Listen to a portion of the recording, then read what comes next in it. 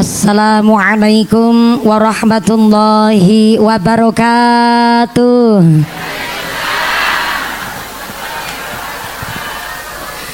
Nu semangat jawab uluk salamna, abi doaken panjenengan sadayana engke uih ka bumi kengeng artos 8 juta. Assalamualaikum warahmatullahi wabarakatuh.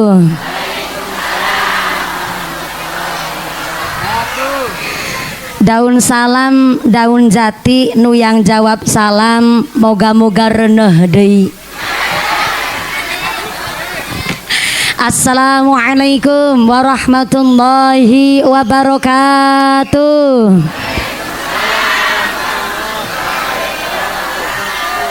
Bismillahirrahmanirrahim. Alhamdulillahilladzi ja'ala 'aidan li'ibadihil mu'minin. Wassalatu wassalamu ala asrafil anbiya'i wal mursalin wa ala alihi wa ashabihil mujahidin at-tahirin.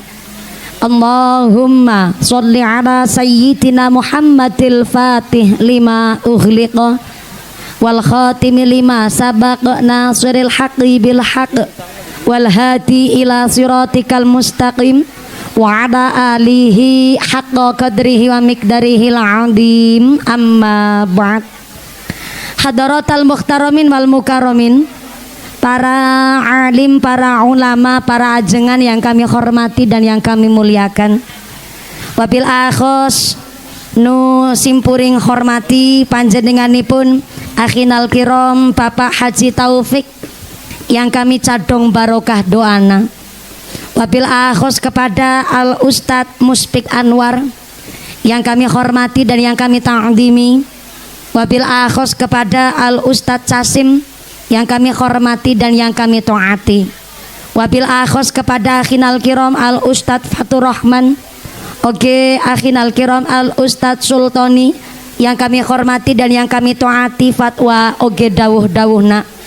Wabil akhos kepada sadayana aparatur pemerintah desa Ciawi. Wabil akhos Bapak Kepala Desa Bapak Indah Risman yang hari ini sedang dirawat di rumah sakit.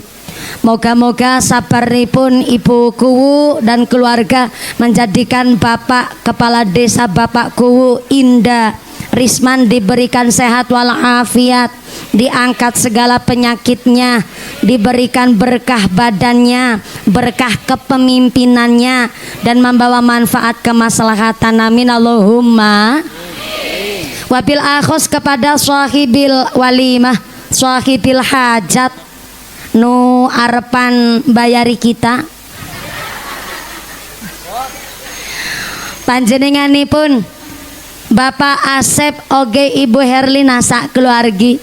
Moga-moga Bapak Asep Ibu Herlina sak keluargi diberikan sehat panjang umur, yuswanu manfaat barokah, diberikan mawaddah warahmah wasakinah, sumrambah kepada sadayana para jamaah Allahumma. Wabil akhos pinanganten sunat adik saya Ananda Hamzah Munasik yang alhamdulillah 1 tahun yang lalu telah dikhitankan.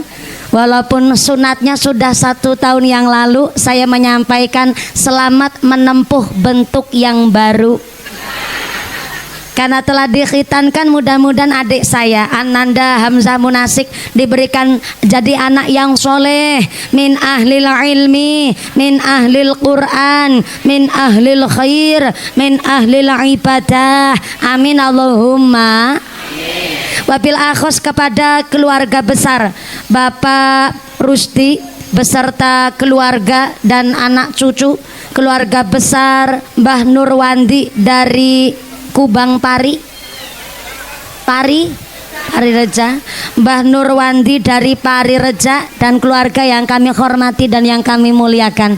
Wabil akhos kepada Tanfidiah Surya Nahdlatul Ulama Ranting Ciawi, pimpinan GP Ansor, pimpinan Tanfidiyah Surya Nahdlatul Ulama ingkang tansah kaula mulyakaken, wabil akhos kepada majelis taklim di Desa Ciawi, pimpinan muslimat, pimpinan fatayat, tak lupa kepada rekan-rekan Banser, rekan Garfa Gada Fatayat ingkang kaula banggaaken, Ibni PPNU Karang Taruna, Ikatan Remaja-Remaji Masjid Musola, santri putra santri putri, tak lupa kepada Jamiah Maulid Simtuduror yang kami banggakan.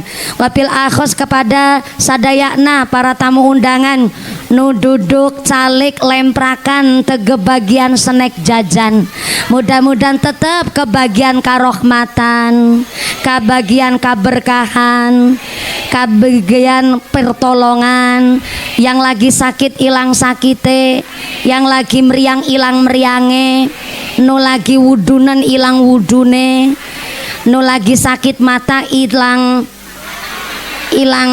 sakite, dikasih sehat walafiah, diberikan ghirah semangat ibadah, amin Allahumma. Para bapak haji, bu hajah, para calon haji, para calon hajah, hadirin hadirat ma'al muslimin wal muslimat rahimakumullah, sallu ala nabi Muhammad. Gusti Allah dawaken di dalam Al-Qur'an, al-malu wal banun zinatul hayatid dunya. Yang namanya harta, yang namanya anak, zinatul hayatid dunya, perhiasan di alam dunia.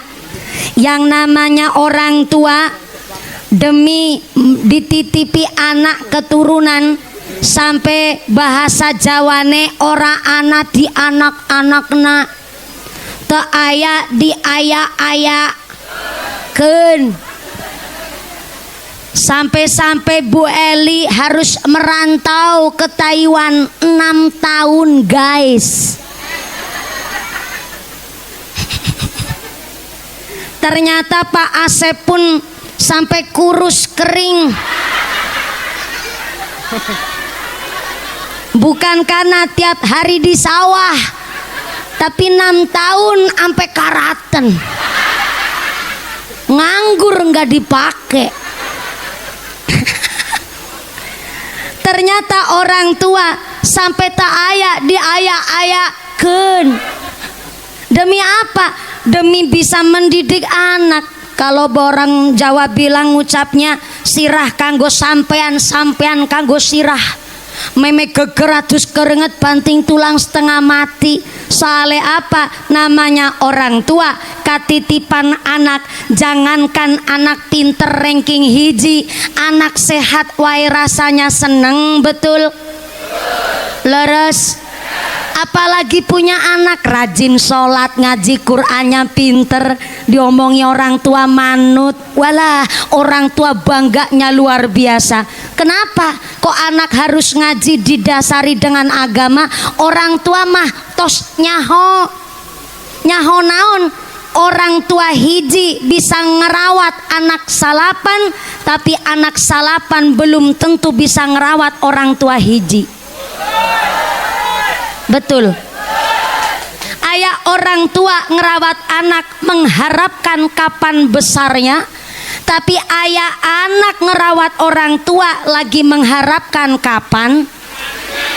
Oh, modelnya orang Ciawi. Tadi saya soalnya dititipin satu wasiat pesan sama Bu Eli, Pak Asep. Mumpuni saya minta doanya nih, khusus anak saya yang baru hiji wungkul. Saya tanya, emang Bu Eli kelahiran tahun berapa? 94. Wah, kita seumuran. Saya umur 95, baru nikah kemarin 2 tahun yang lalu. Sekitar 27 April udah mau anniversary. Saya nikah umur 28 tahun, hampir jadi perawan mepet. Seumuran nama Bu Eli. Bu Eli tadi bilang ini anak semata wayang. Saya jawab enggak, bukan semata wayang, anaknya baru 1.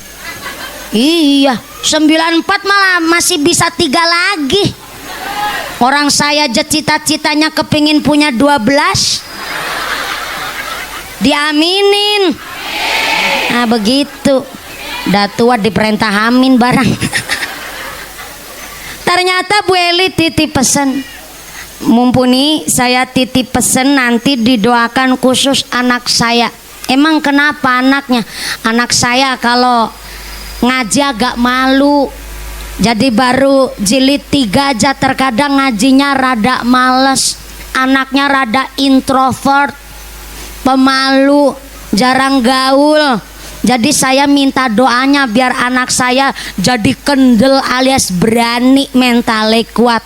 Ternyata Bu Eli, Pak Asep, Bapak Ibu sadayana, anak 5 sifatnya 5, anak salapan sifatnya salapan. Jangankan anak kandung kita Bu, orang kelapa satu tundun wae beda-beda sifatna. Aya nu kelapa kiring, kelapa dari, kelapa kopior, kelapa gabuk, parah deui kelapa nu budeg. Eta kelapa. Apalagi barudak. Aya budak nurut, aya budak baung, aya budak goreng. Goreng bakwan. Anak itu sifatnya masing-masing, orang tua kudu paham. Memang kalau anak laki-laki Bu Eli, terkadang dia punya masalah cuman disimpan. Ini rada unik. Si adik saya Ananda Hamzah Munasik, saya tanya cita-citanya jadi apa, belum ngejawab. Saya punya pelancar jawaban, tak sangoni satu sing abang-abang. Masih belum jawab, tak kasih sarung. Tadi saya ngasih sarung. Ya saya ini pengajian walaupun diundang saya kondangan ngarang. Berkah pengantin sunat. Tapi masih belum jawab. Emang Bu Eli, ternyata secara ilmu psikis laki-laki itu kalau mikir 80% pakai logika, 20%-nya pakai perasaan. Itulah kenapa laki-laki kalau ada masalah paling cuman cicing, entet cerita ke orang lain. Itu memang jiwanya laki-laki begitu. Makanya kalau laki-laki kok ayak masalah, paling ambil kunci motor, helman, terus naik sepeda motor, duduk di embung sambil mancing, sambil ngerokok, kelepas, kelepus, cari utangan kemana deui ieu. Kenapa laki-laki nggak gampang cerita? Laki-laki ngerti. Cerita curhat ama istri malah dibentakin, cerita ama tetangga malah dipoyokin. Akhirnya laki-laki kalau jengkel ayak masalah paling cuman diem. Beda sama ibu-ibu sama awewe. Perempuan 80% mikirnya pakai perasaan, 20%-nya pakai logika. Itulah kenapa perempuan kalau aya masalah, walah kayak knalpot bocor. Apa wae disampe-sampein. Nah kalau suami ngerti istrinya pamajikana rubiahna, dikira saya tanya ho. Pamajikana rubiana lagi emosi, suami jangan ikut nyatroni. Kalau ikut nyatroni walah bisa habis rumah. Soalnya apa namanya, istri sekali nesu jengkel lagi marah, kok suami malah tanya, Bu, duit kemarin emang masih ada? Walah gue jawab ping sewidak rolas. Pak, duit seket takok nak. Ngerti dewek duit seket zaman sikis rapayu ora laku Pak. Kayak bocah sekolah jaluk bayaran. Sepatu tas pada bodol barangan aku isin Pak muslimatan celak bedak gincun teng kabeh selagi centek Rafiani malah kayak kondangan, Masya Allah beraba misin uya lengah Jawa entek perentek malah kutangku siji retok ralarai lengane pedet be sampai turun deras gati kota kondisinya be siap ora. Tuh perempuan Mulane ini karena Bu Eli baru pulang kemarin Januari awal 2026. Sebenarnya kemarin Mas Asep rada gemukan. Ini baru mau 6 bulan wis kurus kerontang maning ge. Namanya perempuan 80% mikirnya pakai perasaan, 20% pakai logika. Maka kenapa laki-laki itu memang dari sejak kecil kadang mau cerita, mau curhat itu memang rasanya sungkan. Kenapa? Karena memang jiwanya laki-laki. Maka monggo kita jadi orang tua bisa jadi tempat cerita anak-anaknya. Terkadang kita orang tua nggak terlalu memperhatikan, malah akhirnya terlalu mengabaikan ceritane anak. Anak itu macam-macam sifatnya, soalnya terkadang nakal atau tidaknya tergantung lingkungan. Kemarin tetangga saya kejadian soalnya ada budak kelas 2 SD. Ternyata ini budak pingin pindah sekolah, sama orang tuanya nggak boleh. Mau cerita nggak jadi tempat cerita. Akhirnya ada kasus bapak ibunya kehilangan duit. Duitnya itu tiap minggu ternyata mesti kelong. Tahu kelong nggak? Berkurang. Kelong di sini Sunda nyebutnya naon? Sarua. Kelong. Kalau kelong berkurang, kalong mamane kampret, Pak. Kelong. Oh, di sini kalau berkurang kalong.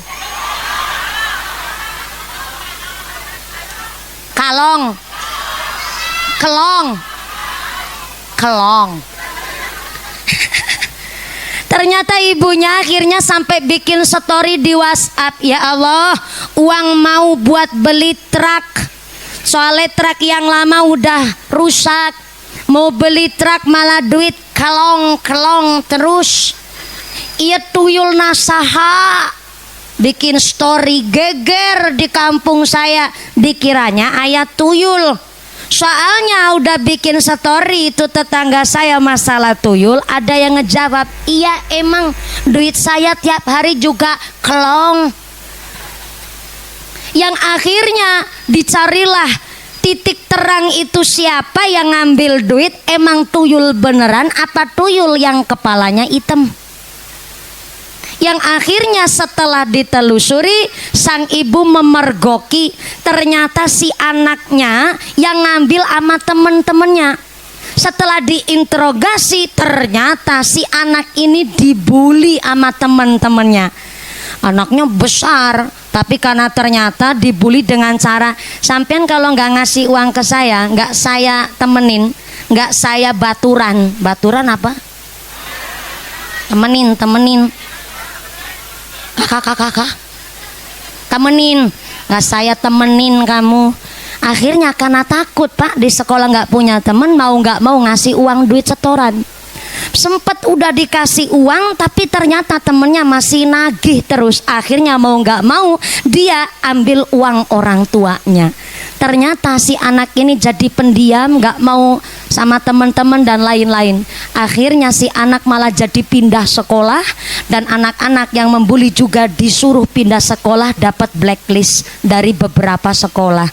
Jadi punten, anak itu memang terbentuk tidak hanya karena orang tuanya, tapi karena lingkungannya sudah baik, orang tuanya udah bisa ngedidik, tapi bocah kok meriangen wae, nakal wae, diomongin bantah wae. Perlu ditelusuri, ini bocah udah diakikoh apa belum?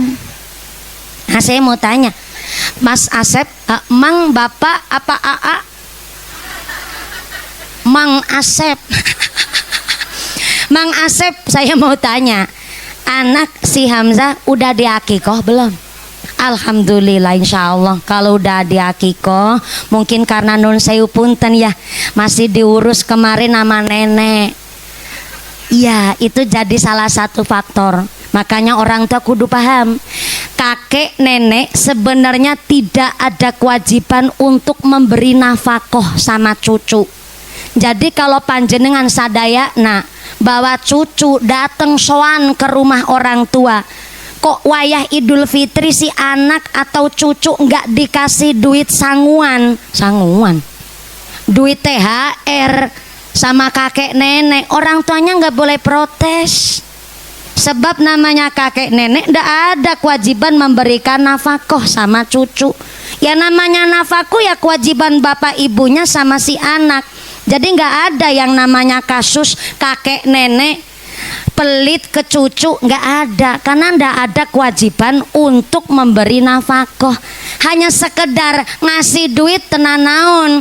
Maka dalam salah satu kitab dijelaskan kalau seorang tiang sepuh orang tua kok memaksa kakek neneknya untuk ngerawat cucu, maka si anak ini disebut durhaka sama orang tua.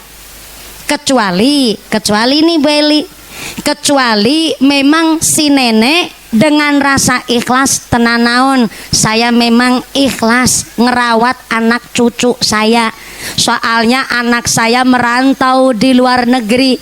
Kalau cuman dididik sama suaminya sama anak mantu saya mestinya kerepotan. Tapi kalau sampai nenek kakeknya yang biasanya rajin sholat tapi sholatnya malah jadi terbengkelai gara-gara ngerawat anak cucunya, maka itulah disebut si anak sudah termasuk durhaka sama orang tua. Jadi maka ya pantas ada salah satu sebab karakter kenapa adik kita Mas Hamzah iya ternyata masih belum bisa seperti anak-anak pada umumnya. Maka tadi saya tanya sama Mang Asep, ini Bu Eli cuman cuti apa pulang? Mas Asep jawab, insya Allah iya pulang. Karena punten anak saya juga perlu sosok ibu, harus ada seorang wanita yang memang benar-benar ditakuti dan disegani sama anak saya. Maka alhamdulillah pulang ya, mudah-mudahan Bu Eli diberikan sehat, bisa jadi contoh apik teladan kanggo anak-anak KB. Amin Allahumma shollu ala Nabi Muhammad. La ilaha illallah al-malikul haqul mubin Muhammadur Rasulullah shadiqul wa'dil amin. La ilaha illallah al-malikul haqul mubin Muhammadur Rasulullah shadiqul wa'dil amin. La ilaha illallah al-malikul haqul mubin Muhammadur Rasulullah shadiqul wa'dil amin. Sepisan deui. La ilaha illallah al-malikul haqul mubin Muhammadur Rasulullah shadiqul wa'dil amin. Mikul dhuwur mendem jero iku kabeh karepe wong tuwa, mula ibu oke bapak kudu sae anggon dadi contoh. Mikul dhuwur mendem jero iku kabeh karepe wong tuwa, mula ibu oke bapak kudu sae anggon dadi contoh.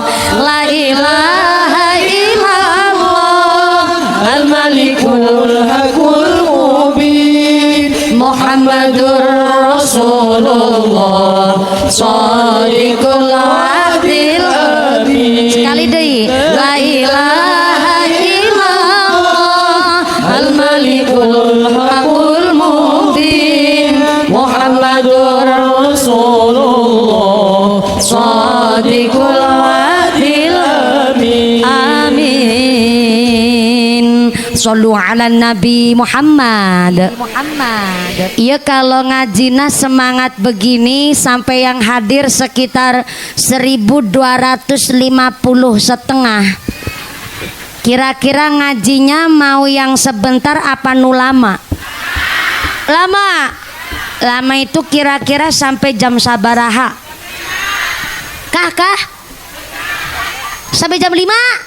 Masya Allah, saya naik jam 2 lebih 10 menit tadi. Kalau selesainya jam 5 berarti sholat asarnya setengah 6. Sholat asarnya setengah genep. Oh, kebiasanya orang Ciawi kalau sholat asar setengah genep. Ya mudah-mudahan sampai puna acara lancar barokah.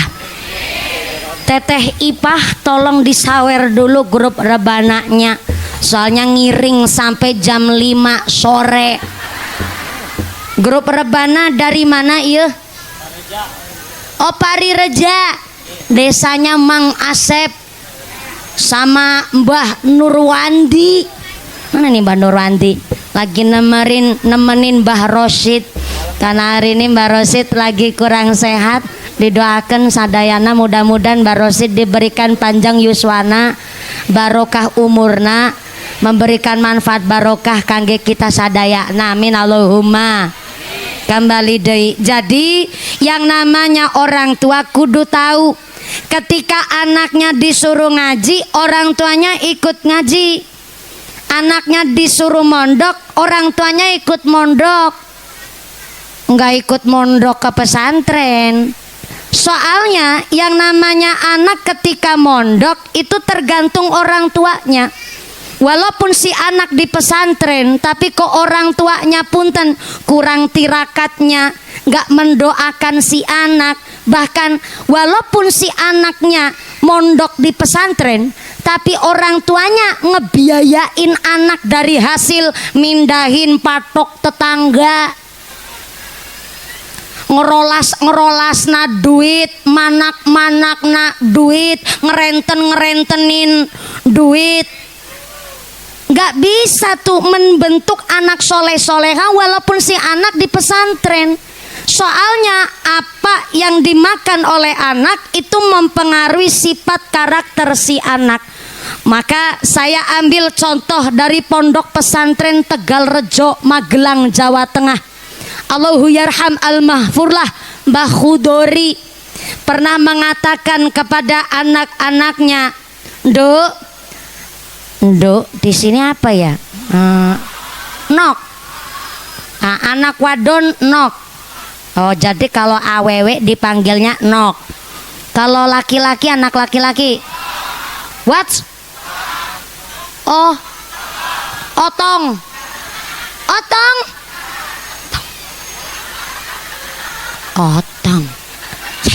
Ya. Tong asal kata dari otong. Nok asal kata dari senok. Nok apa senok? Nok. Oke. Nok, tong. Mbah Khudori bilang ke anak-anaknya, tong, nok. Pondok pesantren kita katitipan banyak santri. Maka besok kalau Idul Adha ada orang yang mau menitipkan lembu, nitipin sapi, kambing embe buat disembelih Idul Adha. Sementara itu sapi embe nak kasihkan saja ke tetangga desa yang masih belum ayah hewan kurbana. Anak-anak tanya, loh kenapa dikasihkan ke orang Pak? Wong kita santri banyak. Orang niatnya kurban di sini kan juga ngalap barokah tabarukan. Ternyata Mbah Khudori ngejawab, iya niatna nusae yang pada nyembelih kurban di desa kita, di pondok kita niatnya buat tabarukan. Tapi kita kan gak tahu itu orang beli lembu, beli sapi dari duit apa. Mas saya tanya, sampean beli kambing ini dari duit apaan? Sampean kerja apaan? Walaupun pantas tapi kurang sopan. Jadi untuk menjaga, saya khawatir wong orang tua wali santri nitipin anaknya di pondok pesantren dalam rangka supaya si anak jadi anak yang alim, alamah, anak-anak yang soleh-solehah. Masa saya kasih makanan dari barang yang syubhat, barang yang remang-remang? Jangankan yang haram, yang syubhat saja saya ndak mau ngasih makan anak santri dari barang yang tidak jelas. Karena bukan hanya di akhirat saya dimintai pertanggungjawaban, tapi saya dimintai pertanggungjawaban oleh wali santri.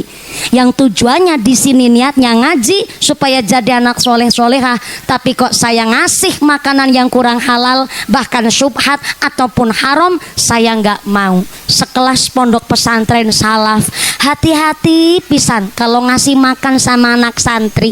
Walaupun kadang di pesantren sebenarnya makanan rada kurang, boro-boro daging, boro-boro ayam. Ya namanya di pesantren mah cuman selobor, cacakan sawi, cacakan kangkung.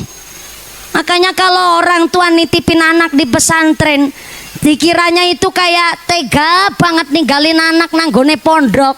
Tapi sebenarnya di luar pengetahuan anak, di rumah orang tua nangis nggak selesai-selesai. Habis maghrib mesti ngucap, ya Allah, eta budak na abi urip apa ora ya. Lagi neng omah bocah ora dicaweti ora cawetan, mangan ora disuapin ora gelem mangan, ora enggak mau tuang. Lah malah nang pondok malah timpani cacakan kangkung. Ya Allah, moga-moga anak saya di pondok pesantren bisa kerasan ngilmune manfaat barokah. Giliran orang tua sambangan, tahu sambangan enggak? Apa ya? Nengok-nengok anak. Di Sunda nyebutnya naon? Nyilihan. Apa mas? Nilikan.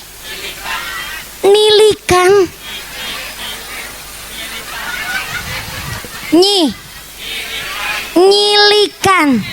Oh, nyilikan. Saya akhirnya dapat kosakata baru. Indonesia ada 720 bahasa yang berbeda. Masih provinsi Jawa Tengah aja kita bahasanya udah macem-macem. Walaupun Cilacap ada bagian yang Sunda, tapi saya Cilacapnya bagian ujung timur, udah deket Banyumas. Kalau yang Cilacap Sunda mah Karangpucung, Daya Luhur, Wanareja, itu aja yang bagian gunung, perbatasan Salem, Bantar Kawung sama Kabupaten Brebes. Jadi saya baru nyaho. Kalau sambangan di pesantren di sini nyebutnya nyilikan.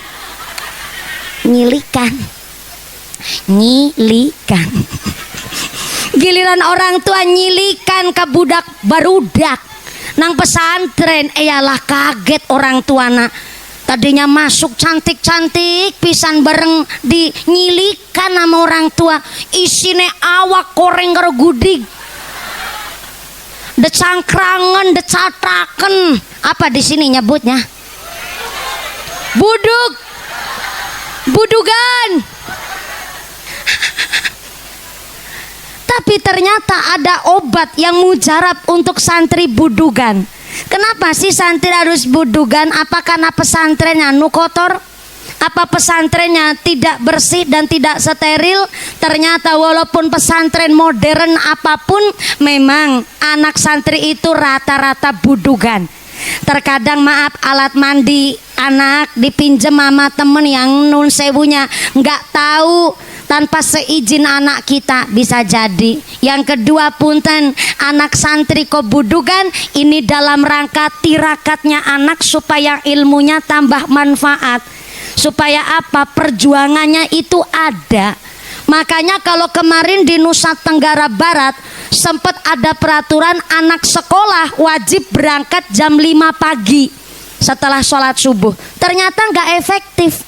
Kenapa nggak efektif? Karena bukan santri. Kalau santri nggak usah ditanya. Jangankan berangkat sekolah jam 5, jam 3 subuh tos bangun dalam rangka sholat tahajud, sholat malam, sampai Quranan sampai subuh. Habis sholat subuh setoran hafalan. Coba bayangin Bu, udah setoran hafalan, otaknya jalan, budugan. Ulah gua telek kemurunyak nek orang Cilacap bilang mah. Dan itu tidak bisa dilakukan oleh yang bukan santri. Jadi santri hebat apa ente? Hebat, tepuk tangan dong buat santri seluruh Indonesia. Makanya jangan macem-macem sama santri. Ketika santri ditanyain, emang besok cita-citanya jadi apa? Kalau udah punya istri mau dikasih makan apa? Dikasih makan kitab kuning? Punten maaf, santri di pesantren tidak hanya ngaji kitab, tapi oleh sang kiai diajari masalah kehidupan sehari-hari, nyambut gawe, kerja. Sampai di pesantren aja ada ekstrakurikuler, ada caranya di pawon, di awuhan. Naon. Awuh. Kakak. Kawuh. Awuk. Tungku perdapuran. Kak. Hau.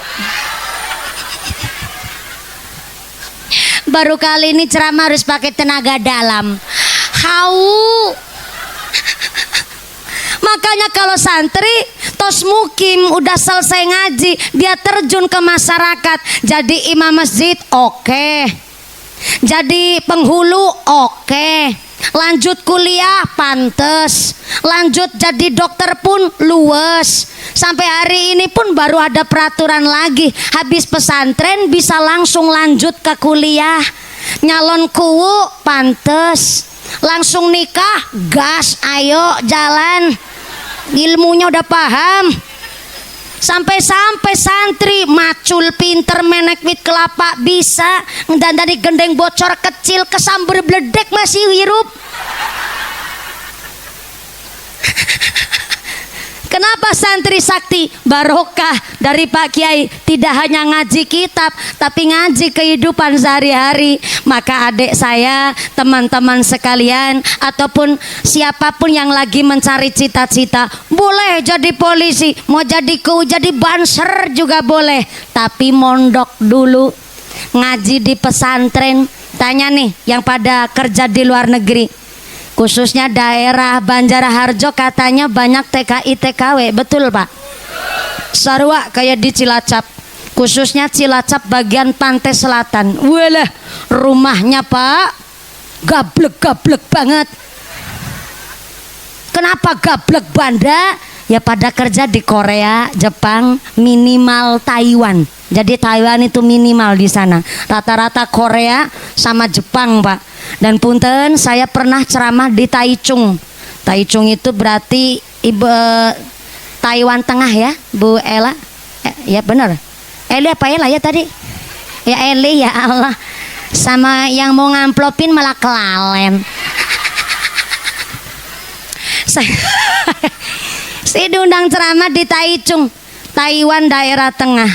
Dan saya diceritain bagaimana di luar negeri orang kerja merantau jauh dari keluarga, jauh dari tetangga, di sana hidup bebas Pak.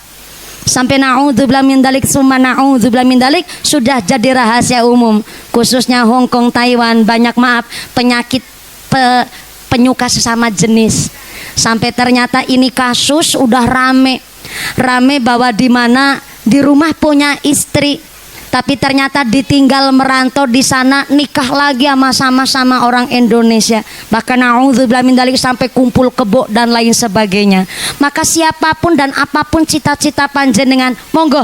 Tapi saya harap ngaji terlebih dahulu. Karena yang ngaji kadang-kadang bisa lepas, apalagi yang tengaji. Kalau ngaji minimal di pesantren sampai SMA tos ngaji minimal udah ada basic dasar agama. Ketika besok kok serawung di masyarakat, dia kembul gaul sama orang-orang sekitar, ibarat minyak sama air. Punten-punten nih, yang namanya minyak itu di mana wae ya tetap minyak. Bahkan minyak itu nuwun sewune bisa campur ataupun tidak, tapi ternyata sifatnya minyak itu bisa manggon di mana wae, tapi tidak bisa dicampurin sama yang namanya air. Walaupun campur sama air satu tempat pasti misah. Jadi anak kita kalau memang sudah didasari agama, basicnya pendidikan dasar adab dari orang tua, ketika kembul sama tukang mabok bisa kembul tapi nggak campur. Jadi walaupun satu lokasi nggak mungkin ketularan jadi tukang mabok karena sudah punya basic. Cuma maaf punten, kalau hari ini yang dididik agama wae bisa lepas, apalagi yang tidak dididik agama. Maka anak-anak kita titipkan ke TPQ. Punten Kiai ajengan kalau di dia de Ciawi aya TPQ ente.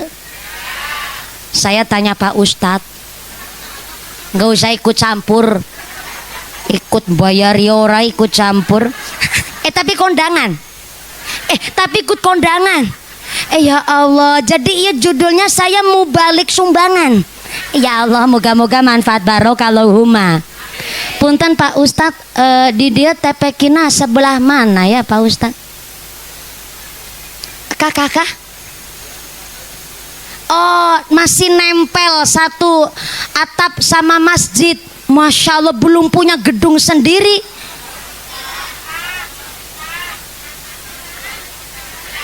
Oh, di belakangnya. Ya, alhamdulillah. Berarti anak-anak ibu udah pada ngaji? Tos ngaji. Alhamdulillah. Anak kita ngaji di TPQ di madrasah, orang tuanya disuruh bayar ente? Disuruh bayar? Memang kudune. Lah iya, sekolah wae jenengan mampu ngebayarin anak, sampai les kursus dibayarin, les renang diantar, karate oke. Kenapa ngaji mintanya gratisan? Dikira kiai nggak butuh duit? Anak-anak kita ngaji di TPQ di Ciawi 1 bulan disuruh bayar berapa orang tua nak? Kakak 15 20.000 1 bulan. Bentar. Ibu-ibu tadi jawab berapa? 150.000 sebulan. Oh, yang kiroati. Oh ya, sini metodenya yang kiroati. Oh, nggak pasti. Oh, ada masing-masing ya. Mahal banget ya kiroati ya. Yang rame di tempat saya di Cilacap Yan Bua. Kalau di Temanggung ada yang kiroati. Di Tegal punya metode sendiri namanya Asyifa, yang 4 jilid langsung bisa baca Quran. Ya memang orang tua memang perlu milih, dan itu hak orang tua. Kata kitab Ta'limul Muta'alim, ketika anaknya mau mondok ngaji sekolah di mana, hak prerogatif orang tua untuk memilih. Jadi anak kita mau dititipin kemana itu tergantung orang tuanya. Bahkan kata Ta'limul Muta'alim, orang tuanya disuruh mikir minimal 2 bulan. Berapa bulan ibu? 2 bulan untuk memikirkan secara matang, anak saya mau dititipin kemana nih. Dulu saya nggak mondok di sini, tapi ini pondok katanya sekarang bagus. Saya mau tanya lah, cari informasi. Ini pengasuhnya kiai siapa? Kiainya, pengasuhnya, anaknya kiai siapa? Lajeng ini pesantrennya bayarannya per bulan gimana? Ini makannya, laundrynya ada apa tidak? Ini pesantrennya salaf apa modern? Ini dewan asatid ustadanya tercatat di bawah Kementerian Agama atau tidak? Ini pondok pesantrennya legal ataupun ilegal, harus dicari tahu, dan itu haknya orang tua, dan itu dianjurkan oleh kitab Ta'limul Muta'alim. Jadi yang mau kiroati, yang mau yanbu'a dan lain sebagainya, mangga. Yang terpenting orang tuanya tahu. Kalau anak kita ngaji di TPQ Ciawi yang masih nempel ke masjid 1 bulan, sabaraha ibu bayarna? 20.000. Murah apa murah? Murah apa murah? Enteng apa enteng? Enteng. Coba bapak-bapak rokok sehari berapa bungkus pak? Berapa bungkus? 2 bungkus. Ya Allah, kayak sepur. Sepur wae ora udud. Paling murah sekarang rokok merek naon pak? Merek naon? Bio. Rokok bio sebungkus hargana sabaraha? 20.000 kali 2 bungkus berarti 40.000. Oh, satu bungkus 10.000. Oke, satu bungkus 10.000 berarti satu hari 2 bungkus 20.000. 20.000 kali 30.000. Ya Allah, 600.000 sebulan buat rokok nawungkul. Bareng. Genep 100.000 satu bulan buat rokok nawung.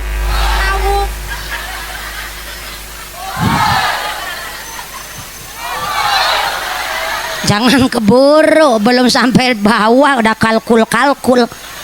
Itu rokok bio satu bulan 600.000 buat rokok nawungkul. Tapi anak-anak disuruh ngaji di TPQ satu bulan disuruh bayar 20.000, nunggaknya genep bulan. Pantesan tah ajengan kiai ustad sarung hiji-hijina sampai ngepir. Ngelinting mentul-mentul kayak sok beker motor. Saking gak ada duitnya buat beli sarung.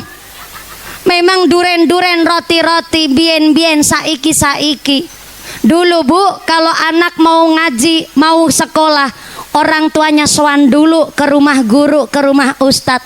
Pak Ustad, Pak Guru, iya budaknya saya yang hamil, saya yang ngereneh, saya yang melahirkan, saya merawat, saya yang membiayai. Tapi kalau anak saya sekolahkan di tempat ini, kok anak saya nakal, selentik bae taling anak. Kalau anak saya kok nyalai peraturan, tabok bae. Saya punya prinsip Pak Kiai, Pak Guru, kalau anak saya di sekolah mampu hormat sama guruna, berarti saya sukses mendidik anak saya. Orang tua zaman dulu begitu. Setelah memang terbukti di sekolah melanggar peraturan, kok si anak kena efek jerah hukuman, katakanlah ditabok sama gurunya, sampai rumah laporan tuh sama orang tua. Orang tua zaman dulu nggak ada yang ngebelain anak, malah nambahin pantes ditabok kowe. Lagi nang omah bera manut, apa maneh nang sekolah nakal maneh? Hah? Nakal di sekali nakal dilaporin gue karo gurune gue.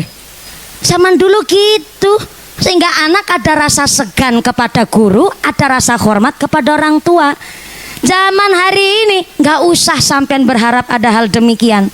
Soalnya zaman sekarang orang tua taunya ngebayarin anak sekolah, taunya karena udah dibayarin anak kudu pinter. Kalau bocah bodoh yang disalahin guru, nah tapi anaknya pinter, orang tua nang ngejawab sahadisit wong tuan.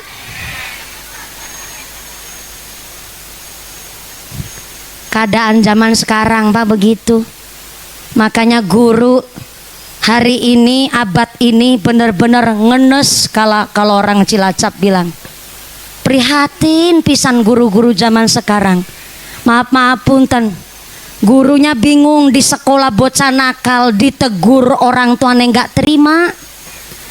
Ketika si anak diselentik kupingnya sampai rumah laporan ke orang tua, malah besok paginya si guru udah di dalam penjara. Kemarin tuh di Demak, Jawa Tengah, ada seorang guru TPQ, si anaknya ini di sekolah nakal pisan, udah ditegur bolak-balik. Tapi si anak masih nakal, ngerusuhin nama teman-teman yang lain. Yang akhirnya itu bocah ditabok lah sama sang guru. Ternyata orang tuanya nggak terima, malah nuntut gurunya bayar 25 juta rupiah. Rame tuh sempet geger daerah Demak dan sempat viral. Maka punten ya, hari ini orang tua kudu ngerti Bu. Lagi orang tua ngedidik anak kandung wae kadang-kadang sampai habis kesabaran. Tanya tuh sama Bu Eli, jenengan ya udah nyicipin, udah punya anak banyak, pasti namanya orang tua kadang-kadang gemes sama anak sendiri. Sampai kalau lagi marahin si anak bocah diomongin angel, mulai ditok nangil-angil gegeden das kowe, diomongin angel lepuk namaning kowe. Orang tua bilangnya begitu, itu orang tua kandung, apalagi guru. Makanya kalau guru mau nabok bukan anak sorangan, nggak ditabok bocah sembarangan. Orang tua hari ini bingung, apalagi seorang guru. Padahal guru TPQ nggak usah ditanya bayarannya sabaraha. Guru honorer wae 1 bulan 400.000. Guru TK 1 bulan cuma 200.000. Kebetulan saya punya TK. TK saya berada di Cilacap. Saya tahu sendiri Bu, walah namanya guru TK. Bayangin, bocah dudu anaknya dewek bukan anak sorangan. Nakal nggak karu-karuan. Saya pernah diundang ceramah soalnya suruh nyeramain anak-anak TK. Taman kanak-kanak. Kalau ini kan taman kaplak-kaplak. Beda. Saya baru salam di depan anak-anak TK Bu. Baru salam, ya Allah, bocah barudak nu pecicilan wae. Pecicilan ki apa ya bahasa Sundanya?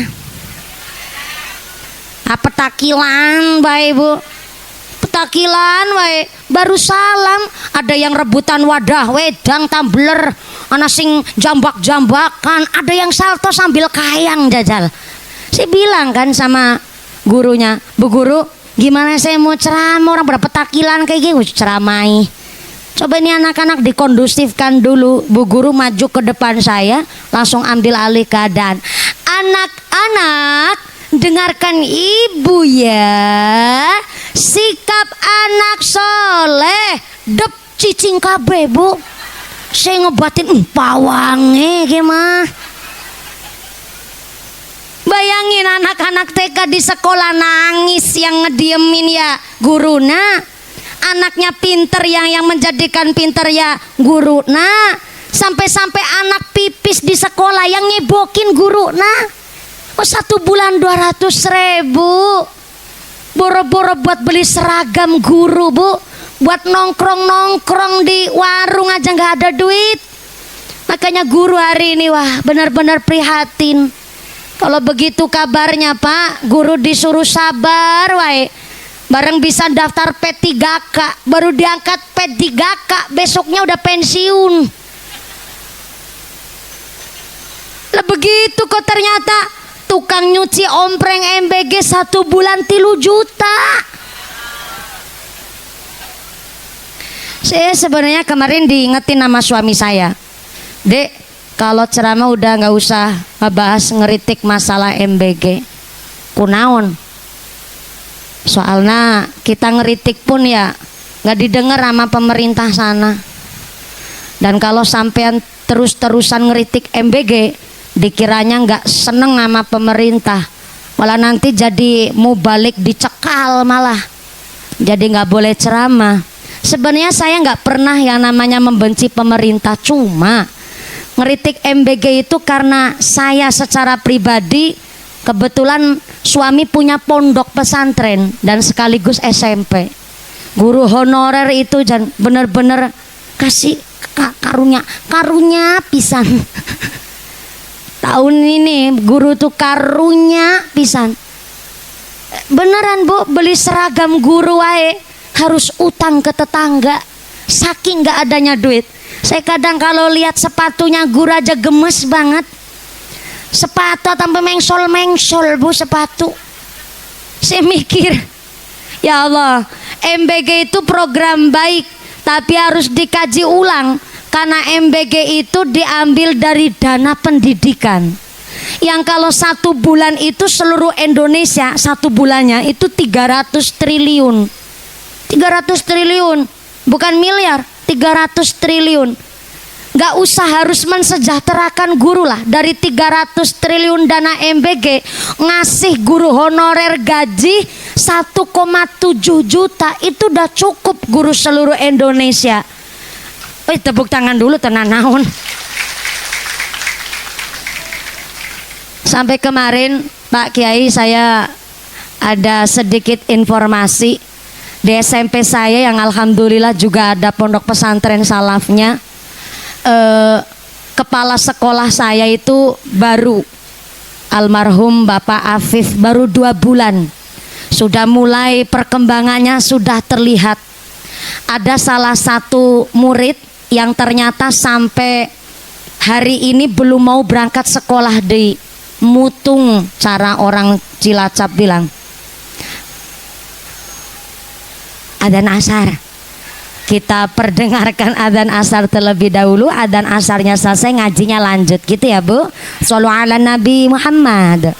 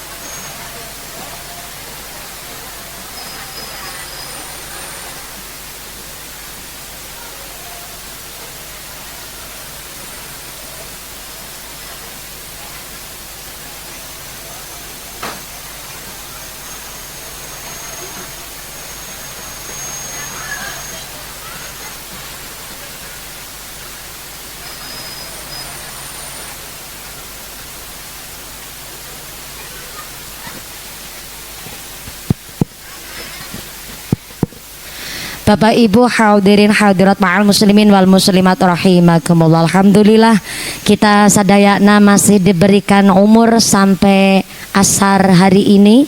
Mudah-mudahan sebelumnya dan seterusnya umur kita adalah umur yang manfaat. Umur kita adalah umur yang barokah. Gusti Allah dawakan inna sholata kanat alal mu'minina kitabam mauquta. Sholat adalah kewajiban setiap mukmin yang telah ditentukan waktunya. Ngajinya wajib, sholatnya wajib. Kata kitab Sulamu Taufik, kalau menjalankan ibadah wajib tapi menyepelekan ibadah wajib yang lain, kata kitab Sulamu Taufik, itu namanya murtad khofi. Apa itu murtad khofi?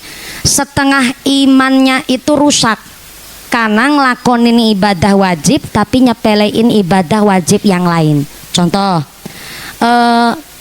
utang puasa Ramadan tahun 2025 belum diqodho, sampai sengaja masuk ke Ramadan tahun kemarin ini, kok puasa yang kodok tahun kemarin belum disarutang, belum diqodho, itu namanya termasuk murtad khofi. Karena ngelakonin puasa yang sekarang tapi utang puasa yang tahun kemarin disepelein. Itu kata kitab Sulamu Taufik, murtad khofi, setengah imannya itu rusak. Maka hari ini wajib ngaji itu wajib, sholatnya juga wajib, tapi ngelakonin wajib nyepelein wajib niku ya salah. Mula monggo panjenengan sadayana sekarang niat sholat asar di dalam hati ayeuna mangga.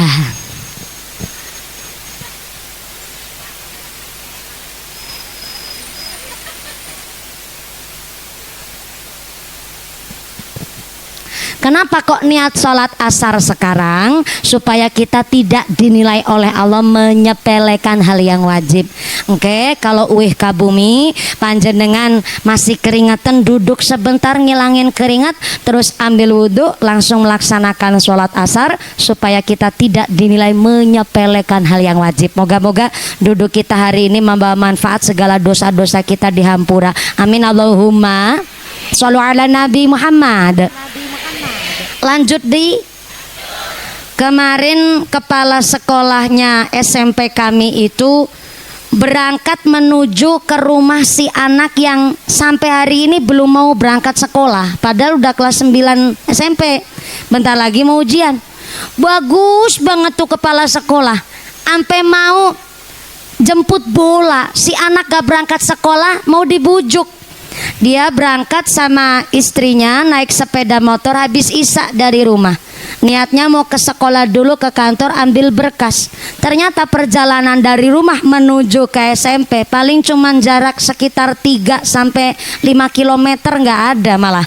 Ternyata di perjalanan karena malam hari penerangannya kurang alias jalan-jalan di tempat itu ndak ada penerangan. Ternyata ada jalan rusak, terus ini sepeda motornya oleng, jatuhlah ke selokan. Padahal itu jatuhnya nggak ada luka luar, tapi ternyata langsung dibawa ke rumah sakit, divonis ada pembengkakan darah di otak, harus dioperasi, operasi besar. Dan ternyata kejadian kecelakaan Sabtu kemarin dan Selasa kemarin meninggal dunia. Saya sempat bilang sama beberapa pejabat setempat, sampai saya menghubungi DPR RI, salah satunya saya telepon, tolong saya minta ini jalannya diperbaiki, minimal ada penerangan. Saya bilang kayak gitu. Ternyata ada pejabat yang menjawab, punten, dana APBN APBD itu dipotong sekarang, efisiensi anggaran. Jadi ternyata sampai buat bangun jalan wae Pak, dipangkas uangnya untuk MBG itu tadi. Sebenarnya MBG program baik, 15.000 sampai tangan ibu-ibu di rumah tangga mah bisa beli kangkung, tahu, sak telur-telurnya. Ya enggak Bu? Tapi ternyata MBG program baik cuma sampai perut anak kita itu terlalu banyak tangan-tangan celutak, tangan-tangan tukang kutil, tangan-tangan tukang sunat. Yang harusnya dapat kangkung, tahu, minimal telur, sampai perut anak kita cuman keripik tempe 3 biji. Begitu. Saya nggak benci sama pemerintah, dan saya yakin program MBG tahun berikutnya selanjutnya akan bagus. Cuma punten harus dikaji ulang. Ulane saya menyuarakan ini bukan karena bencinya saya ke pemerintah, tidak, tapi saya di pihak guru. Saestu Bu, guru nggak diperhatikan, sampai jalan bae bosok ora didandani, jalan butut. Bukan jalan desa, jalan yang macam-macam minta tanggung jawab pemerintah. Dahlah, sekarang kita orang dusun, orang kampung, tinggal berpikir bagaimana masyarakat menolong masyarakat. Kalau kiranya guru terlalu diabaikan, mari kita masyarakat estu menjaga guru dengan cara apa? Anak dari rumah dididik dengan baik, punya akhlak, punya adab, kasih tahu, hormat sama guru. Biar guru pun juga nun sewune segan kepada orang tuanya, sebab orang tuanya telah mendidik akhlak adab nusae kepada anak-anaknya. Titipkan ke TPQ, titipkan ke pondok pesantren sesuai anjuran kita, pilih pondok pesantren paling baik. Silakan anak dititipkan ke TPQ pilihan orang tua. Mudah-mudahan kita sebagai orang tua mampu melaksanakan tugas-tugas kita sebagai wali santri. Amin Allahumma shollu ala Nabi Muhammad. Kalau anak sudah dititipin ke pondok, diberikan rizki yang halal, tinggal ditirakatin. Bu Eli, kalau setiap habis sholat jangan lupa khusus hadiah Fatihah buat si Mas Hamzah. Syukur lagi ibu-ibu pada tahu cara tirakat untuk anak. Pertama, ditirakatin pakai puasa. Pakai naon Ibu? Puasa. syukur puasana bisa Senin Kamis. Puasa Daud ya mangga kalau kuat. Kalau masih muda mah nggak usah puasa Daud. Soalnya napa, kasihan suami bentar-bentar minta dibikinin kopi. Ngaji pikirannya macam-macam sampean. Senin Kamis nggak kuat, biar suami yang puasa. Jadi Mang Asep juga ikut puasa. Mas Asep bilang lagi kurus-kurus suruh puasa.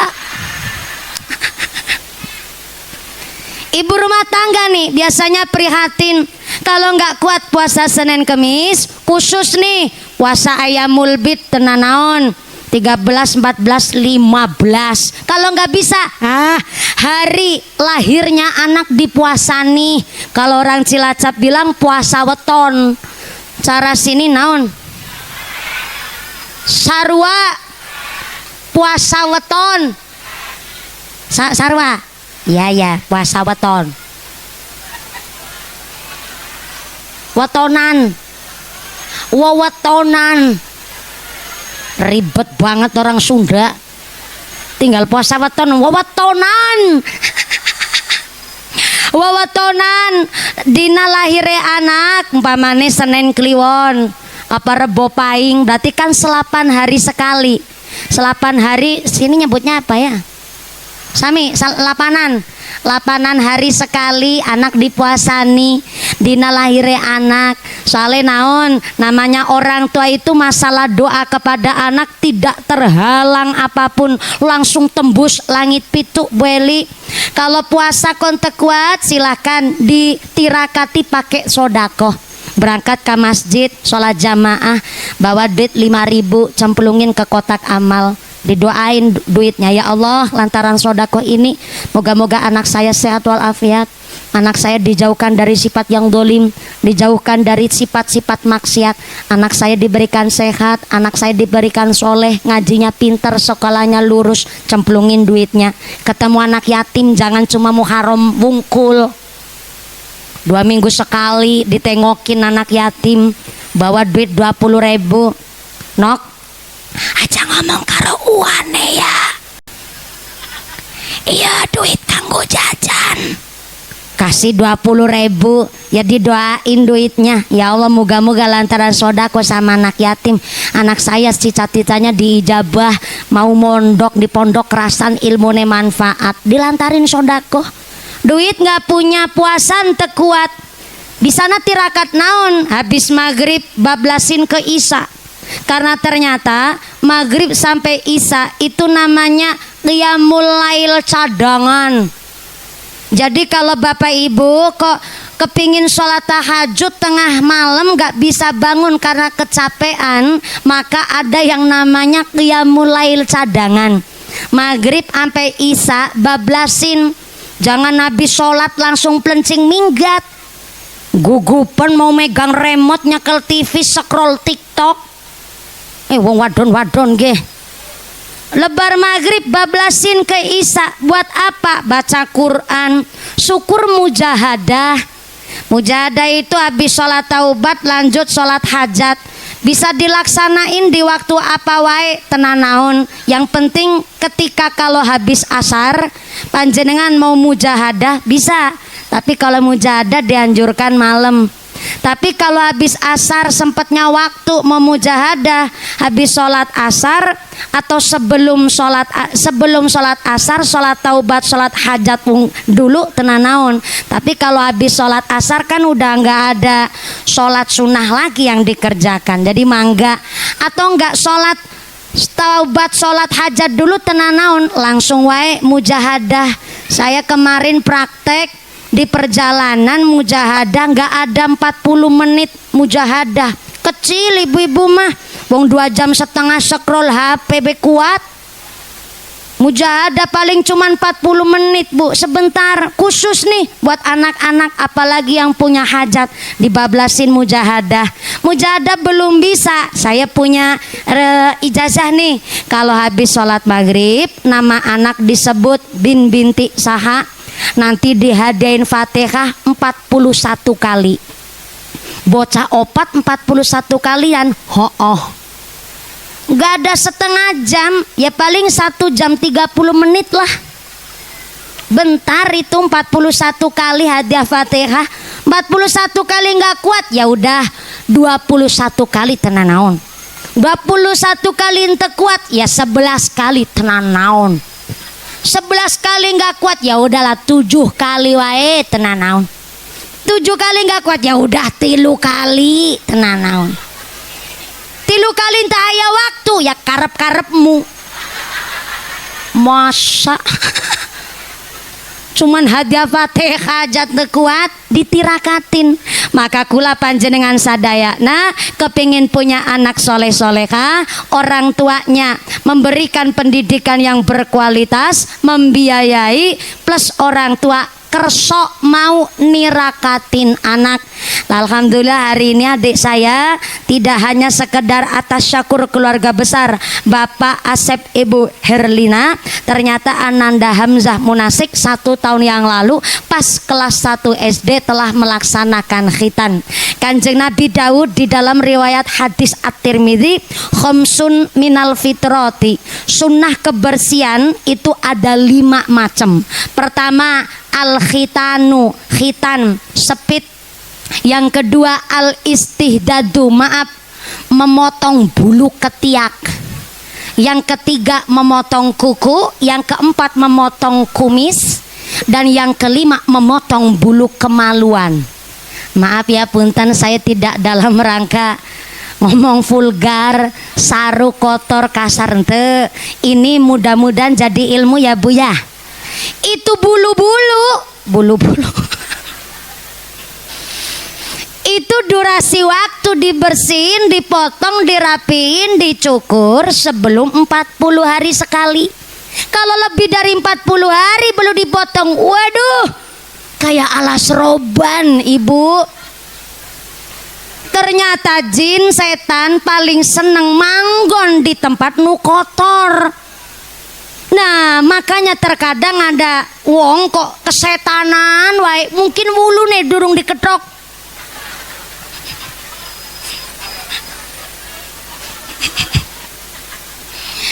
Mulane sedurunge 40 dina itu bulu-bulu harus dipotong. Soalnya kalau nggak dipotong buat duduk, buat salik aja susah.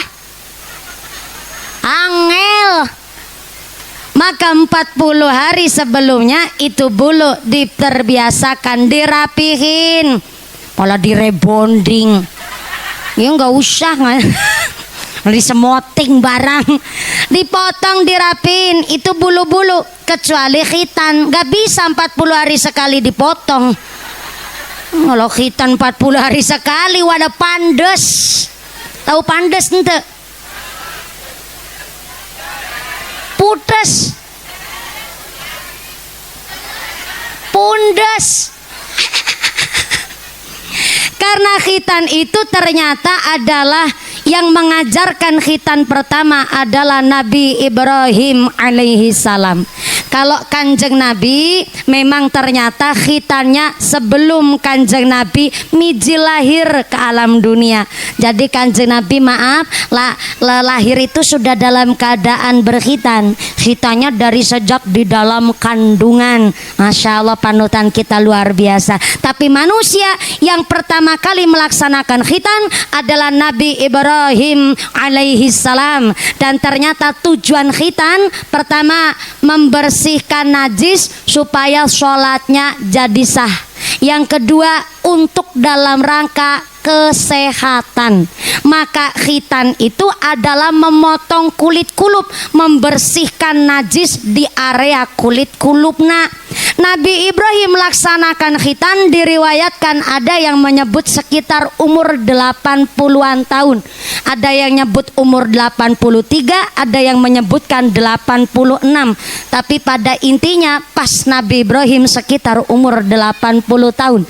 Riwayatnya dulu ketika Nabi Ibrahim alaihissalam menikah usia 36 tahun dengan seorang perempuan cantik dari suku Babilonia namanya Siti Saroh. Wah, cantiknya luar biasa, gede dhuwur, lencir kuning, irung embangin, meripaten belalak, kulite putih, bening, langsing, glowing. dan ternyata sampai bola matanya warnanya biru. Suku Babilonia terkenal bola matanya warnanya biru. 11-12 sama bola matanya ibu-ibu Ciawi. Cuma kalau di Babilonia biru, di sini hijau kalau udah lihat duit. Saking cantiknya Siti Saroh, akhirnya dinikah oleh Nabi Ibrahim alaihissalam. Cuma setelah dinikah beberapa tahun kemudian Siti Saroh hamil juga. Sampai puluhan tahun pun Siti Saroh belum kunjung hamil, belum kunjung reneh. Akhirnya tetangga bilang, ya Allah, puluhan tahun nikah kok belum reneh. Jangan-jangan suaminya ente hirup. Namanya mulut-mulut tetangga ya Bu ya. Nggak cuman zaman sekarang Pak. Dari zaman dulu banyak mulut-mulut julid. Apalagi zaman sekarang, zaman media sosial bikin dosa saking gampangnya. Nggak usah sama tetangga deket lah. Orang jenengan aja tadi pas saya naik pada ngegosipin saya dengar. Ada yang bilang gini, ternyata mumpuni ente tonggos ya. Saya denger. Dikira nggak denger nih malah ketawanya ngece pisan. Jangankan sama tetangga deket, sama orang nggak kenal hari ini kita bisa berbuat dosa. Makanya zaman dulu waktu Siti Saroh digosipin sama tetangga julid, Siti Saroh sebenarnya mentalnya kuat. Karena Siti Saroh ya memang udah percaya bahwa ya mau gimana lagi. Saya belum hamil karena belum dikasih kepercayaan amanah. Mungkin sewaktu-waktu. Begitu jawabannya Siti Saroh. Tapi karena julidnya tetangga, akhirnya Siti Saroh punya pikiran begini dan disampaikan kepada Nabi Ibrahim. Siti Saroh bilang, Aa apa? Siapa ya kalau manggil sini mah? Aa Ibrahim. Saya mah yakin kalau Allah akan ngasih saya keturunan rezeki anak. Tapi punten sudah puluhan tahun berlalu.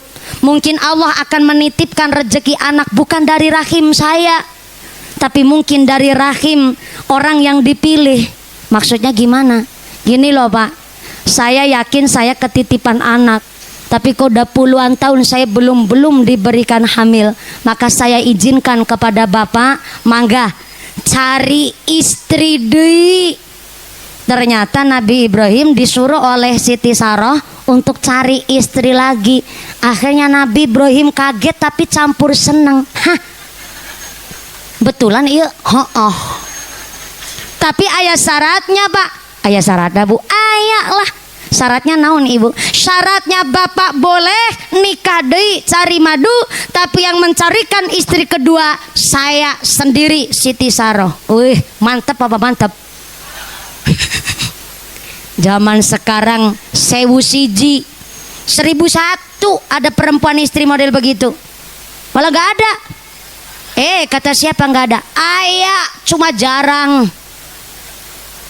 Kemarin di adik saya di Indosiar, namanya Neng Mas dari Karawang. Neng Mas dari Karawang, lulusan Pondok Pesantren Jombang, Jawa Timur. Ikut aksi berarti tahun 2016. Dia memutuskan nikah gasik umur 19 tahun. Ternyata setelah nikah, dia dinikah oleh seorang tokoh ulama, Kiai Kondang di daerah Ciamis, dan Kiai muda, punya pesantren, punya perusahaan. Mantep banget pokoknya. Setelah nikah beberapa tahun kemudian dikasih anaknya langsung 2. Setelah dikasih anak, tapi Neng Mas ini bilang sama suaminya, saya tiap hari mulang santri di pondok, sampean yang ngurus pondok, ngurus perusahaan. Saya kok khawatir sampean gak ada yang ngerawat. Saya khawatir saya kurang memuaskan jenengan, saya kurang ngerawat jenengan. Maka silahkan sampean mau cari istri deui tenanaun, akan saya antar ke Jombang. Saya punya banyak teman santri. Dikiranya cuman bercanda, ternyata betulan diantarlah ke Jombang, dinikahkan sama temannya. Jadi si Neng Mas jadi istri pertama, temennya jadi madu. Itu kejadian Bu, zaman sekarang. Tapi punten, saya kan terus cerita sama ibu saya. Pas dulu saya cerita begini, mak, ibu tahu ceritanya si Neng Mas. Ibu saya bilang, shh, aja banter-banter. Emang kenapa, mak? Saya takut bapak denger. Emang kalau denger kenapa? Walah mumpudi, Bu Budi. Sampai orang ngerti. Mau bengi tadi malam ibu ngimpi. Ngimpi naon, mak? Kayak dramatis banget soalnya. Ibu ngimpi. Di dalam mimpi nih ibu bapak ngeboncengin wong wadon. Saya kaget dong. Ya Allah, siapa gue wong wadon? Embuh. Orang ngerti wong jero ngimpi. Lah terus atiku rasanya kayak disobek-sobek. Atiku rasanya kayak diobong, dibakar pakai api. Saya jawab, kan cuma mimpi, mak. Ibu saya ngejawab lagi, oh kue ra ngerti rasanya, hatiku rasanya kayak disobek-sobek rasanya. Padahal cuma mimpi. Lah pagi harinya itu ibu saya ngebikinin kopi buat bapak saya. Pas disandingin ke depan hadapan bapak saya, ibu saya tanya, Pak, itu tadi malam awewe saha? Bapak saya gelagapan bingung. Wong wadon awewe siapa? Maksudmu? Aku mau pergi ibi. Sampean ngeboncengin awewe lah iku awewe deh saha? Bapak saya ngejawab, ya mbung ke sing ngimpi takon aku. Itu baru mimpi padahal. Laku ternyata Siti Saroh sampai mengikhlaskan, silakan Pak nikah deh. Tapi yang cari istri kedua saya sendiri. Cos banget, iman dididik oleh Nabi Ibrahim. Terlahirlah Siti Saroh yang kuatnya luar biasa. Setelah Siti Saroh mencari siapa yang akan dijadikan istri kedua, nemulah seorang budak hamba sahaya atau pembantu asisten rumah tangganya Siti Saroh sorangan. Siapa? Yaitu Siti Hajar dari suku Afrika. Punten maaf, face-nya itu sangat berbeda. Siti Saroh bening putih langsing glowing. Siti Hajar karena dari Afrika hidung guys. Kakak? Iya hidung. Hidung cara sini naon? Hidung. Ireng. Ireng banget Siti Hajar. Tapi walaupun hidung, ternyata Siti Saroh majikannya itu ternyata seneng sama kelakuan Siti Hajar. Walaupun dia pembantu tapi akhlak nasai. Sehingga Siti Saroh menjadikan pembantunya jadi istri kedua sang suami. Tapi setelah Siti Hajar dinikah oleh Nabi Ibrahim alaihissalam, ternyata beberapa tahun hamil Bu. Akhirnya tetangga lebih julid fix suamina terhirup. Rame akhirnya kabar berita menyeruak yang akhirnya Nabi Ibrahim berdoa kepada Allah. Malam harinya Nabi Ibrahim alaihissalam mimpi. Mimpinya adalah Nabi Ibrahim diperintah oleh Allah untuk melaksanakan khitan. Langsung dilaksanakan oleh Nabi Ibrahim. Tapi sebelum melaksanakan khitan, Nabi Ibrahim pamit dulu sama istri tua yaitu Siti Saroh. Pamitnya begini, Bu, saya kok dapat perintah dari Allah. Saya ini disuruh melaksanakan khitan. Ternyata Siti Saroh balik tanya, khitan eta naon Pak? Khitan itu adalah memotong kulit kulup. Ternyata Siti Saroh sangat lugu, nggak tahu, balik tanya lah, kulit kulup eta kulit naon?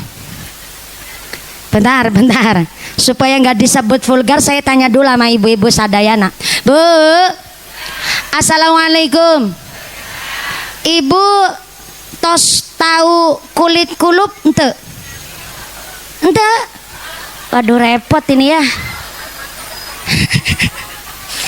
Saya kira kalau udah tahu biar saya nggak ngejelasin, biar nggak terlalu vulgar gitu. Belum tahu?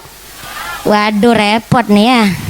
Kalau belum tahu ya udah ini saya jelasin. Nabi Ibrahim bilang sama istrinya, Bu, kulit kulupnya eta kulit kulup. Kulop apa ya? Kalau orang Brebes daerah Pantura nyebut kulit kulup itu kulit ikut. Orang Brebes Pantura loh ya. Tapi kalau di sini apa ya? Kakak? Kolop. Kokocop.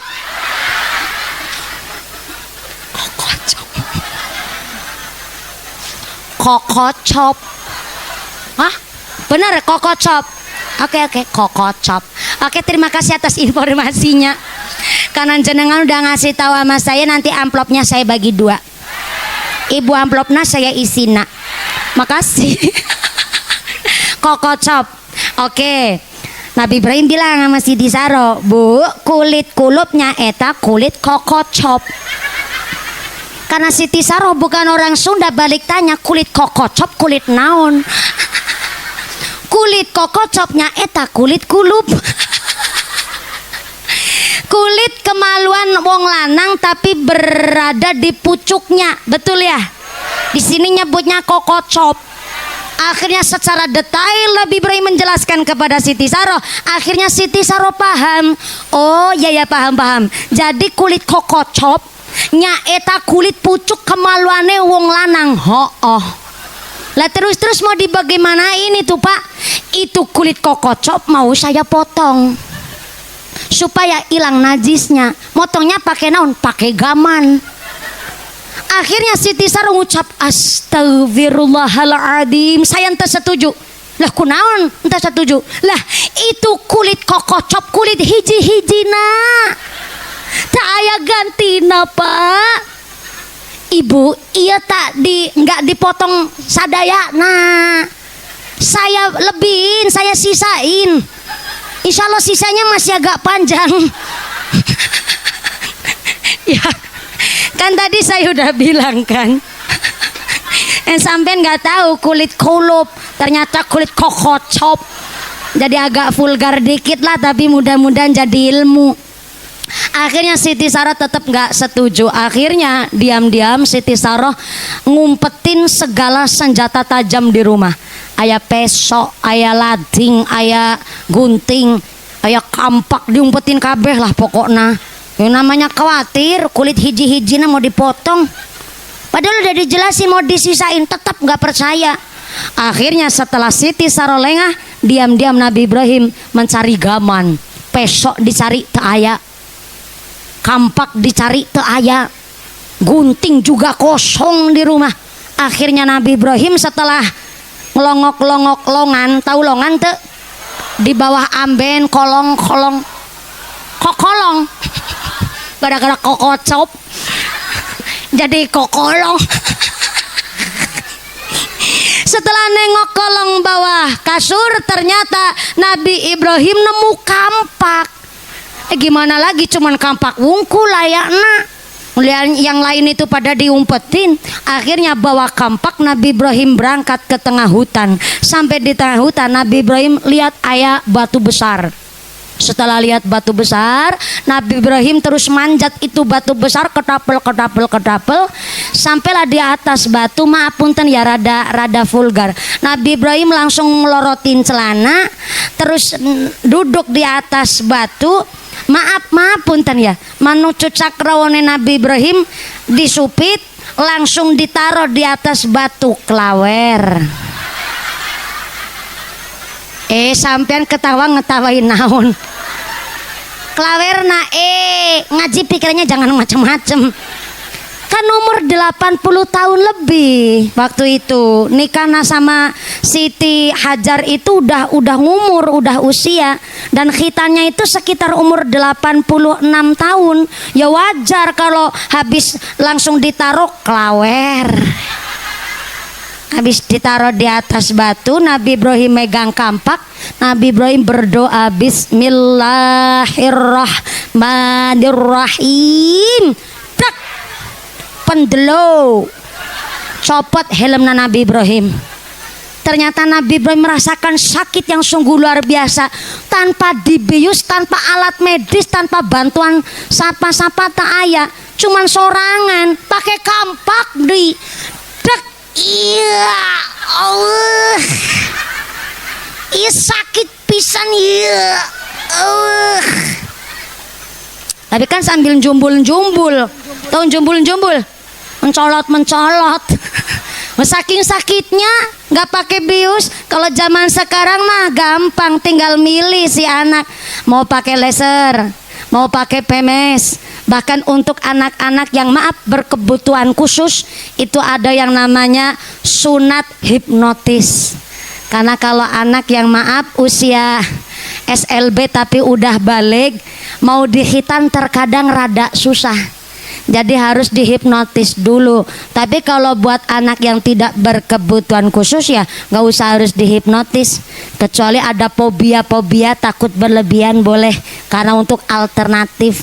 Tapi kalau anak yang buat anak yang sehat ya nggak usah hipnotis, karena darah itu sebagai saksi si anak ini telah dikhitankan. Lah Nabi Ibrahim pakai kompak. Iya. Sambil mumbul-mumbul saking sakitnya, akhirnya Gusti Allah ngutus malaikat Jibril supaya ngobatin Nabi Ibrahim alaihissalam. Setelah diobatin ternyata atas izin Allah langsung sembuh seketika itu juga. Akhirnya Nabi Ibrahim waktu sembuh langsung pulang ke rumah. Sampai rumah maaf tengah malam, karena udah bentuknya baru, Nabi Ibrahim itu kepingin ngereyen. Ngereyen apa ya bahasa sini ya? Nyoba kepingin nyoba, tapi maaf punten nyobanya sama istri kedua, istri muda nyaeta Siti Hajar. Setelah dijajal ternyata Siti Hajar istri kedua kaget, karena kan pamitnya sama istri pertama pas mau khitan. Nah ternyata istri kedua yang dicoba. Akhirnya istri kedua kaget, tanya alamat Nabi Ibrahim. Ayang embeb, namanya istri muda ya agak centil dikit memang. Ayang embeb punten ya, ini kok nggak kayak biasanya ya. Emang kenapa? Ini tumbenan kok kerasa makles gitu. Wala ya Allah. Saya lupa nggak ngasih tahu. Saya cuman cerita sama Ibunda Siti Saroh. Saya lupa nggak cerita sama kamu. Bisa nih sampean kerasa makles, jalaran aku udah ngelakonin khitan. Khitan itu motong kulit kokocop. Jadi karena kulit kokocopnya sudah dibuang, jadi sampean kerasa magles. Oh, ya. Akhirnya Siti Hajar cerita-cerita sama saudara-saudara perempuannya. Akhirnya saudara-saudara perempuannya ikut melaksanakan yang apa dilaksanakan oleh Nabi Ibrahim dengan cerita ke suaminya. Jadi suami dari saudara perempuannya Siti Saroh, suaminya pada khitan kabeh. Jadi tekan saprene. Beberapa bulan kemudian Siti Hajar alhamdulillah bisa langsung hamil. Diceritakan di riwayat Nabi Ibrahim punya anak pertama dari istri kedua kurang lebih ketika Nabi Ibrahim berusia 87 tahun. Dan ternyata lahirlah seorang anak laki-laki bernama Nabi Ismail alaihis salam. Kemudian istri pertama gimana nasibnya? Kan sudah mempertaruhkan jiwa raga sampai suaminya disuruh nikah. Di apa balasan dari Allah? Ternyata ketika Nabi Ibrahim sudah berusia 100 tahun, Siti Saroh istri pertama bisa hamil. Jadi ketika punya anak pertama setelah khitan itu 86-87 tahun, anak pertama dari istri kedua. Tapi ternyata setelah Nabi Ibrahim berusia 100 tahun, Siti Saroh bisa hamil. Berarti nunggunya udah puluhan tahun. Lahirlah dari Siti Saroh seorang nabi namanya Nabi Ishak alaihis salam. Sempat Siti Saroh itu ngucap sama Allah, ya Allah, saya bersyukur tanpa henti-hentinya, saya bersyukur karena saya alhamdulillah langsung dikasih momongan. Tapi punten, saya ini udah ngumur wanita tua. Kalau saya melahirkan, apakah saya masih punya tenaga? Maka ya Allah, paringono doyo kekuatan kangge kula supaya saya bisa melahirkan dengan sehat dan selamat. Ternyata Allah Maha Adil, Siti Saroh istri pertama juga bisa hamil. Alhamdulillah. Sampai hari inilah jadi riwayat, karena ternyata manusia yang pertama kali melaksanakan khitan adalah Nabi Ibrahim alaihi salam. Sunnah kebersihanipun Kanjeng Nabi Muhammad sallallahu alaihi wasallam. Ya alhamdulillah adik saya Ananda Hamzah udah lagi beli cilot ini mah di kamar siap. Adik saya Dek Hamzah sudah melaksanakan khitan 1 tahun yang lalu. Panjenengan hadir di sini dimintai barokah doa. Mudah-mudahan Ananda Hamzah munasik karena telah dikhitankan jadi anak yang soleh, min ahlil ilmi, min ahlil Quran, min ahlil khair, min ahlil ibadah, mendem jeron junjung dur karot yang sepah. Amin Allahumma. Alhamdulillah. Ngomong-ngomong sekarang tos jam sabar yuk? Jam 3. Jam 3 waktu Indonesia Ciawi. Jadi kalau di Ciawi jam 6 mundur. Berarti orang Ciawi pinter. Iya, pinter ngibulin. Ternyata jam 4 kurang 1/4. Ya Allah. Ngajinya tos lama tapi ente kerasa. Gimana mau kerasa orang ngajinya sambil merem? Kok kerasa? Ternyata tos jam 4 kurang 1/4. Tadi saya naik jam 2 lebih 10 menit. Ya Allah ngajinya tos selama. Alhamdulillah. Iya keluarga besar Bapak Asep hatur nuhun pisan kepada panjenengan sadayana. Kersat calik saaya-aya. Calikna cuman lemprakan malah calik praktis. Bokonge ngelemprak sukune atis. Jadi hapunten pisan teu kebagian snack pula. Nggak kebagian snack. Kebagian nih karena datang gasik. Ibu nggak kebagian snack. Kebagian yang belakang kebagian snack. Ente makanya kondangan. Bercanda Pak Asep mengadakan ngaji iya bukan jenengan suruh kondangan tuh. Datang aja beliau udah bersyukur alhamdulillah. Matur nuwun atas rawuhnya dan doanya kepada adik saya Ananda Hamzah Munasik. Mudah-mudahan keluarga besar Bapak Asep Ibu Erlina diberikan mawaddah warahmah wasakinah, diberikan rizki yang murah barokah, ditetapkan imannya, ditetapkan Islamnya, ditambahkan ihsannya, sumrambah kepada kita sadayana para jamaah. Allahumma. Jangan pulang terlebih dahulu karena engke doa diimami langsung oleh Bapak Kiai. Punten Kiai, saya tidak bisa memimpin doa. Saya harap Kiai kersa memberikan doa barokahna kangge kita sadayana, khususnya kangge Bapak Asep sakeluarga. Yang pertama Kiai ajengan para ustadz hatur nuhun rawuhna kersa hadir secara langsung dan amberkahi hajat kami. Hatur nuhun pemerintah desa-desa Ciawi. Setelah doa usai mudah-mudahan panjang pulang dengan tidak ada halangan satu apa, bisa bertemu lagi di lain majelis. Amin Allahumma. Usiku nafsi bitaqwallah. Wassalamualaikum warahmatullahi wabarakatuh.